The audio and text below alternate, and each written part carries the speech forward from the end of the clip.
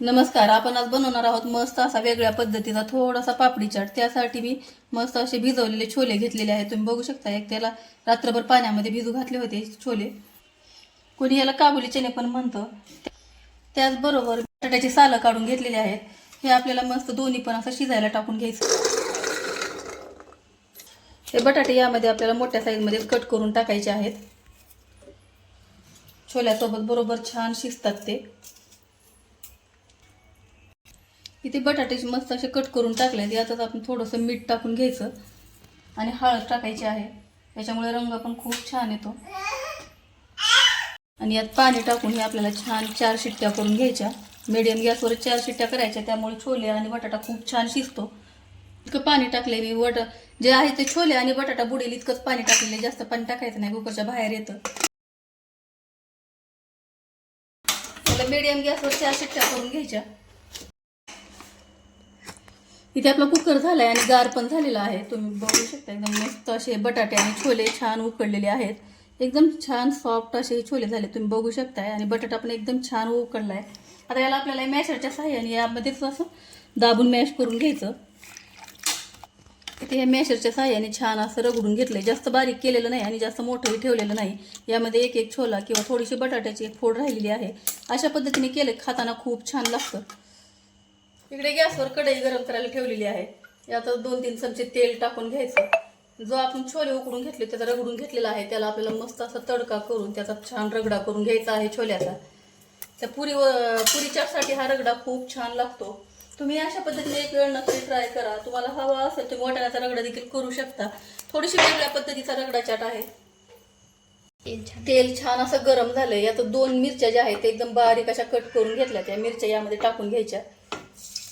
मिरच्या थोड्याशा तळल्या की यामध्ये आपल्याला बारीक कट करून घेतलेला कांदा एकदम छान असा बारीक चिरून घ्यायचा. नाही तर तुमच्याकडे चॉपर असेल तर चॉपरने सुद्धा तुम्ही कट करून घेऊ शकता. एक छोट्या साईजचा कांदा यामध्ये टाकून घ्यायचा.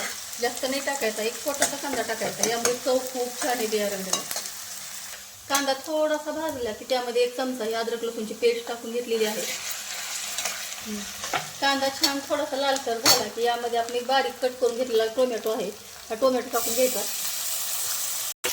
टोमॅटो पण या तेलामध्ये छान असा तळून घ्यायचा. एकदम छान ते विरघळायला लागला की यामध्ये आपल्याला थोडेसे मसाले टाकून घ्यायचे. मसाले एकदम बेसिक मसाले टाकायचे आहेत. 1 चमचा हे धने पावडर टाकून घेतलेला आहे. त्याचबरोबर काश्मीरी लाल मिरची 1 चमचा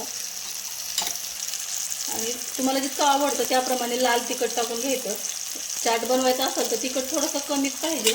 त्यामुळे मी 1-2 चमचा असं छान तिखट टाकून घेतलेला आहे लाल, कारण मिरची पण टाकलेली आहे थोडीशी. आणि पाव चमचा हा गरम मसाला टाकून घेतलेला आहे. त्याचबरोबर पाव चमचा आपल्याला थोडीशी अशी जिरे पावडर टाकून घ्यायची. आणि सर्व साहित्य एकदम हे तेलामध्ये छान असं फ्राय करून घ्यायचं. आणि तेलाचे मसाले जळू नये म्हणून यामध्ये थोडंसं अगदी 2 चमचे पाणी टाकायचं. म्हणजे मसाले एकदम छान भाजतात आणि ते जळत नाही, तर मसाले एकदम छान भाजल्या जातात. बघू शकताय किती छान या मसाल्याला आणि कांद्याला तेल सुटलेलं आहे. त्यातच आपण रगडून घेतलेला हा रगडा चाटसाठी बनवलेला यात टाकून घ्यायचा. हे छान असं मिक्स करून घ्यायचं. तेलामध्ये एकदम छान मिक्स झाल्याच्या नंतर याला आपल्याला गरम पाणी टाकून घ्यायचं. इथे पाणी टाकून घेतलेलं आहे. यामध्ये थोडंसं पाणी शिल्लकच टाकायचं, कारण गार झाल्याच्या नंतर खूप घट्ट होतं. कारण आपण यामध्ये छोले वापरले आणि छोले जितके गार झाले तितके घट्ट होत जातात, बटाटा आणि छोला त्याच पद्धतीने. म्हणून यामध्ये मी थोडंसं पाणी हे जास्त टाकणार आहे. थोडं पातळ करणार आहे. दिसायला ते पातळ दिसतं, पण जसं गार होईल तेव्हा ते खूप घट्ट होतं. आणि घट्ट झालं तर ते खाण्यासाठी इतकं चांगलं लागत नाही. म्हणून पाणी शिल्लकच टाकायचं. आणि मी आज हे थोडं जास्त लोकांसाठी बनवते, 7-8 लोकांसाठी. इथे या पद्धतीने मी पातळ बनवून घेतलेलं आहे, तुम्ही बघू शकताय. आणि शिजल्याच्या नंतर आणखीन थोडं घट्ट होतं म्हणून थोडं शिल्लकच पाणी टाकलंय. आणि वरतून आपल्याला चवीप्रमाणे मीठ टाकून घ्यायचं. मीठ आपण ते बटाटे उकडताना आणि छोले उकडताना पण टाकलं होतं, त्या अगोदरच अंदाजानेच मीठ टाकायचं. जास्त खारट नाही झालं पाहिजे. आणि याला छान एक मस्त उकळी काढून घ्यायची. उकळी काढल्याच्या नंतरच आपल्याला चाट खाण्यासाठी घ्यायचा आहे. इथे आपल्या चाटच्या रगड्याला मस्त अशी उकळी आलेली आहे, तुम्ही बघू शकताय. आणि आता घट्टसर पण आपण तुम्ही बघू शकताय. सुरुवातीला किती पातळ दिसत होता आणि आता छान असा घट्ट झालेला आहे. इथे गॅस बंद करायचा आणि आपल्याला मस्त याची डिश आपल्याला सर्व करून घ्यायची खाण्यासाठी. इथे प्लेट घेतलेली आहे. त्यातच मी आता या पुऱ्या टाकून घेणार आहे. या पुऱ्याची रेसिपी आहे ती पाठीमागे मी टाकली होती 2-4 दिवसाखाली. तेच पुऱ्या मी आता इथे वापरणार आहे. तर या पुऱ्या मस्त आपल्याला इथे चुरून घ्यायच्या.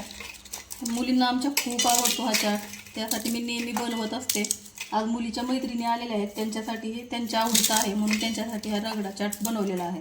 तर हा रगडा मी वाटाण्याचा नाही तर छोल्याचा बनवलेला आहे आणि हा चाट मुलीचा खूप फेवरेट आहे. त्यांच्या आवडीचा पदार्थ केला की मुली पण खुश होतात. आणि या पुरीवर मस्त असा गरम गरम रगडा टाकून घ्यायचा. वरतून छान असा बारीक चिरलेला कांदा टाकून घ्यायचा, कोथिंबीर आणि अगदी बारीक कट केलेला टोमॅटो पण टाकून घ्यायचा. कच्चा टोमॅटो खूप छान लागतो या चाटवर.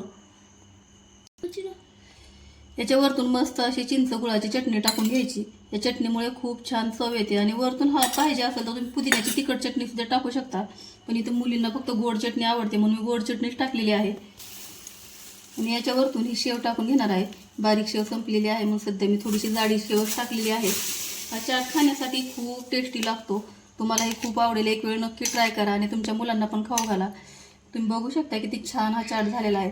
तुम्हाला जरी पापडी चाटची रेसिपी आवडली असेल तर व्हिडिओला लाईक करा, शेअर करा. चॅनलवर पहिली वेळ असाल तर चॅनलला नक्की सबस्क्राईब करा. व्हिडिओ पाहिल्याबद्दल धन्यवाद. थँक्यू.